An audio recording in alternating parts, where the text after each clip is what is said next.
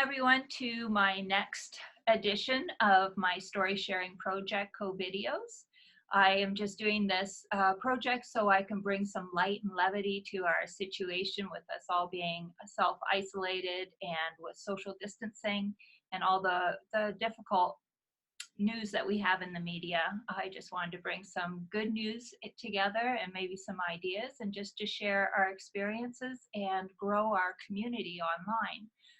Today I'd like to welcome Joy Dunmore. I've known Joy for a couple of, well, 2.5 years or so now from my church. She's a really interesting lady, always has lots of good stuff to say and talk about. So welcome, Joy. Thank you for doing this project with me today. Did you want to tell everyone a little bit about yourself and what you do and how this has affected you both with work and at home?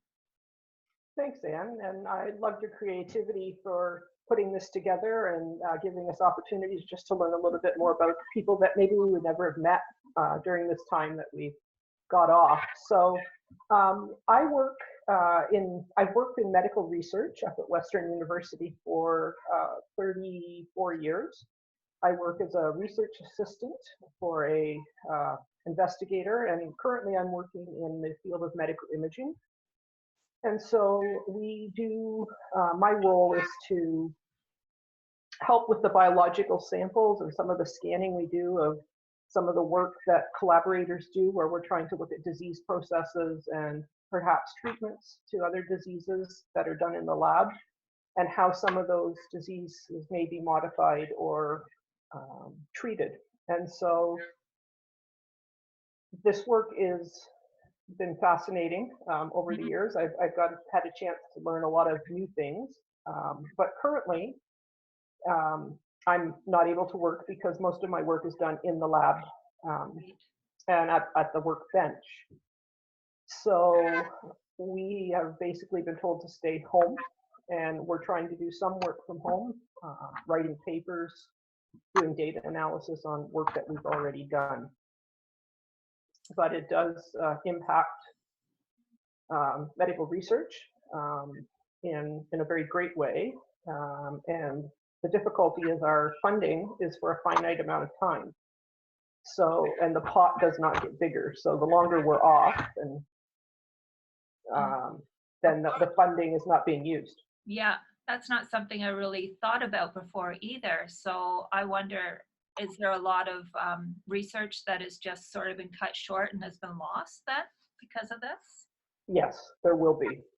There will be a large amount of research labs. Now, our particular project was not, we were not thankfully in a critical point in our studies that we could take this break, but there have been a lot of labs who will have lost months and months of work. Boy, there's so many facets of this that we really don't think of where we're losing money other than the obvious day-to-day that affects us. But yeah, the ripple effect is going to be really quite grand. It will. And when a university the size of Western basically says only essential services are allowed in, you know that there's a lot of work that's been stopped. Yeah, yeah. Wow. So are you yourself able to work at home then a little bit? I am. Where we are at with the project I'm on, I'm also very blessed that I've been able to be involved in the writing of the papers and writing of the research findings. So I'm working right now from home, working on putting together at least as much of the introduction methods part of the paper that we can get put down, and then we hopefully can just drop our results into that paper when we can get back and finalize the results. Oh, good. Well, that's good, you know. Yeah. At least it gives you some work at this time as well. That's and good. Keeps my brain active.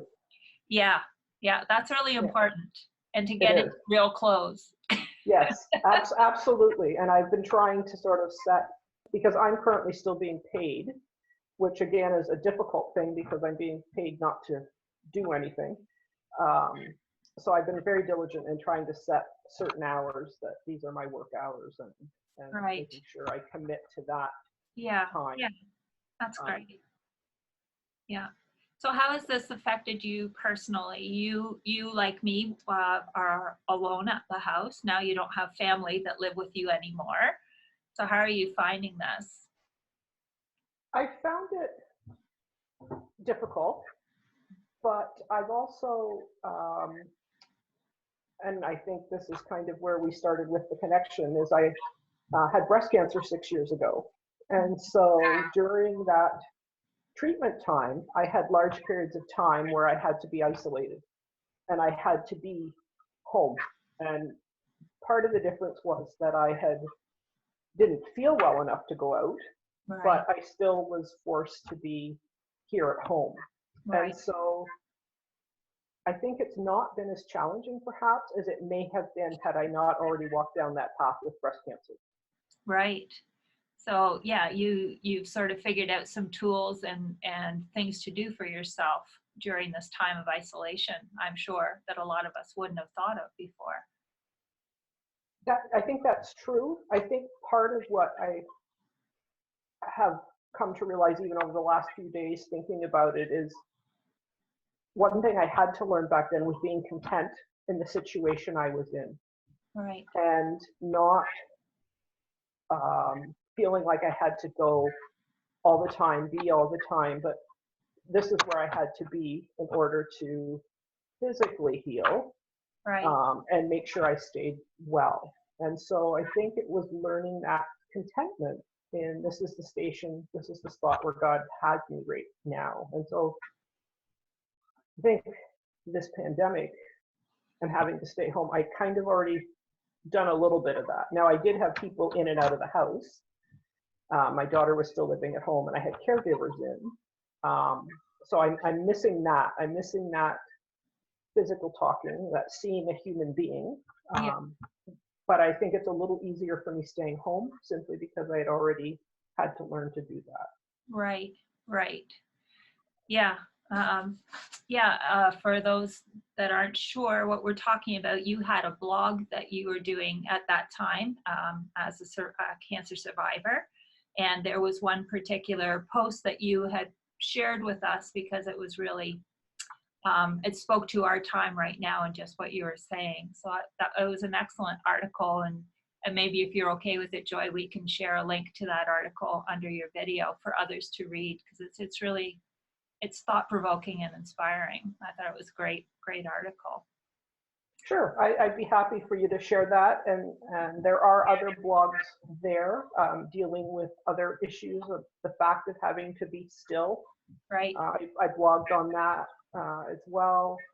Just some other things that may be helpful for people going through this time where we have been forced to not be so busy and yeah, not be going here, there, and everywhere. yeah, yeah. So of course, there's two sides to every coin. These are some of the difficulties that we're going through, and we're finding ways of getting through that. But do you have a happy story or an inspiring story, good story that you'd like to share with people that you've experienced during this time so far? Sure, it's not me personally, but it has to do with my a niece of mine who was on a missions trip to Peru, and she was diagnosed as a type 1 diabetic 3 years ago. And so 3 days after they got to Peru, Peru locked the country down and said there would be no travel for 3 weeks. And so that immediately brought some concerns. Of And course. even though we knew that Mandy had taken extra insulin, we still weren't sure when that would come. And it's just been so amazing to see God move the hearts of governments. They arrived home last Friday, a week ago today, back here in Canada. And that, so for us, that has just been such a remarkable story of God opening every door that needed to be opened for them to get home safely. A week Absolutely. after their original date, but back in Canada. Yeah. So And they're all home safe and sound now and faring well. yes, everyone's in quarantine, but so far there have been no illnesses for many. Oh, that's great. That's really So good news just in yeah, itself. it is. It Yeah. is. So do you have any tips or ideas or suggestions for people during this time? I know you've already said that you've dealt with it and some of the things that you've used as personal tools, but is there anything that you'd like to share that people might start thinking about doing? I think for me, it would be to encourage people to, it's okay, I think, to be afraid, Hmm. but it's to move past that and not let that fear consume you. Fear is a natural reaction, and whether you're a person of faith or you're not a person of faith, it still is a fear, a normal reaction. Um, but acknowledge that fear and then move forward and don't let it paralyze you. Right. And the other one would be, I think, to embrace this opportunity to be still Yes. and not resent it. Yeah. There's so much we can learn again from a spiritual element. For those who have families around them, we can learn about our children and our spouses and things that we don't get the opportunity to perhaps share with them. Right. And so to look at this as a gift to be still and not be agitated and frustrated with it, but take it as an opportunity to really learn about God, learn about yourself, learn about your loved ones. Yeah. Yeah.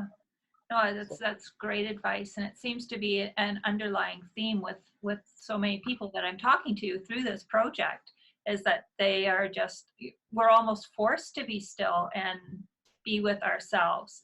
And I think there was one of my guests that talked about this is a time and people are grieving. So we're grieving in all different stages, and I never really looked at it as grieving, just fear and kind of going crazy over it, but yeah, of course it is a grieving because our way of life has been taken away from us. It's something mhm, that's gone. We don't know exactly what it's going to look like on the other end, yeah, yeah, optimistic or not, there's always that. And as you say, it's a time to embrace your faith, and that's a big part of our health is our mind, body, and spirit. It's truly all those areas need to be healthy and vital and alive for us to be well and to get through this.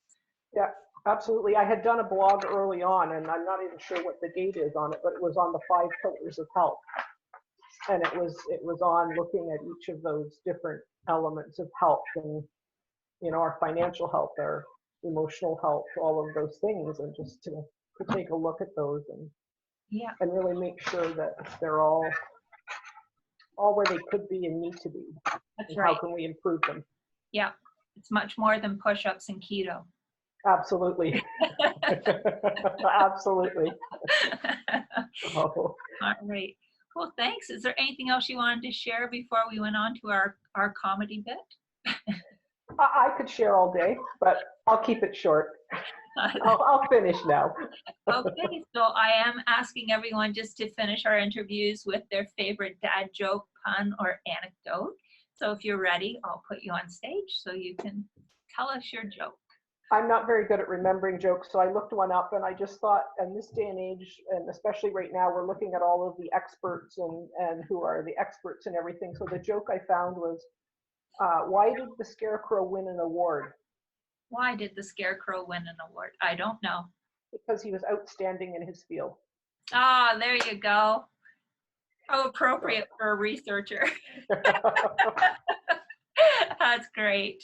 so Thanks so much, Joy. Thanks for the joke and the information and just the inspiration for people getting through this time. We can do it, and we will get through this. On the other side, I think there will be a huge celebration. I agree. Lots of hopefully healthy hugging going on. Absolutely, absolutely. Lots of appropriate physical touch. Yeah, we need it. So As human beings, we were made that way, and we really need it. And I'm we looking do. forward to the day. And likewise. So thanks so much. Thanks, Joy. And You're welcome. thank you everyone for watching today's episode with Joy. There'll be some links below this video for you to look at if you'd like.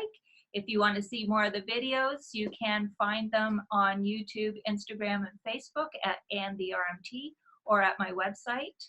And until next time, be blessed and be a blessing to others. And thank you so much, Joy, and have a great day. You too. Thanks, Anne. Bye, Bye-bye. Joy.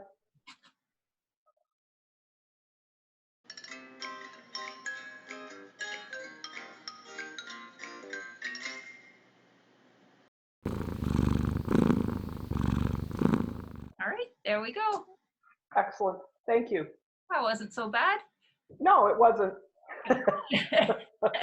And I could have gone on and on and on. Give me a soapbox and I won't get off. Well, that would be another show, I guess. Joy's soapbox.